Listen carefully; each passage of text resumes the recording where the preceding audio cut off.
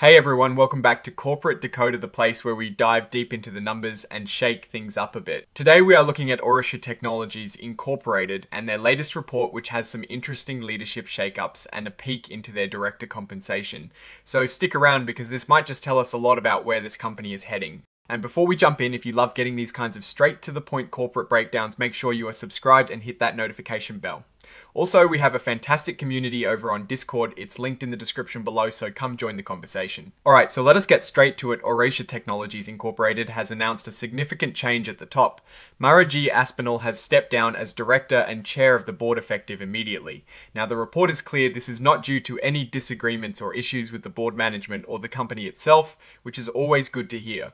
They are thanking Miss Aspinall for her contributions, and it seems like a voluntary departure. Taking the helm as the new chair of the board is John P. Kenny, who is already a member of the board. This means a familiar face is stepping into a more prominent role, which can often lead to smoother transitions. But the big news does not stop there. The board has also brought in a new face, Stephen Boyd, who has been appointed as a new director. Mr. Boyd will be serving as a Class 2 director, and his initial term will run until the company's 2026 annual meeting of stockholders. What is really interesting is that Mr. Boyd will also be joining the Audit Committee and the Nominating and Corporate Governance Committee. This indicates that the board is looking to leverage his expertise in these critical areas. And importantly, for corporate governance, Mr. Boyd has been deemed an independent director according to NASDAQ rules and Securities and Exchange Commission regulations.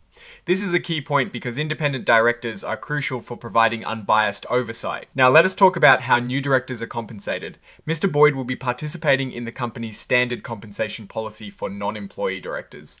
The details of this policy are laid out in their proxy statement from last April, and you can imagine it involves a mix of cash and stock. Specifically, on his first day, Mr. Boyd will receive an equity award of restricted shares valued at $100,000. These shares will vest over 2 years, meaning he has to stay with the company for that period to fully own them.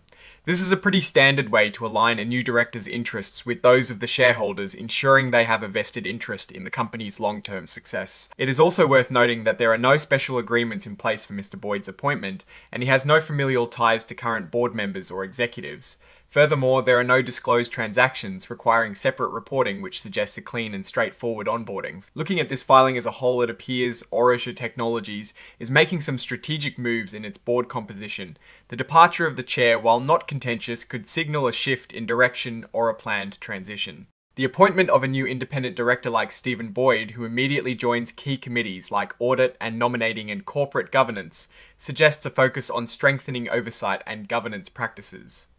This is generally a positive sign for investors as it indicates a commitment to sound decision-making and accountability.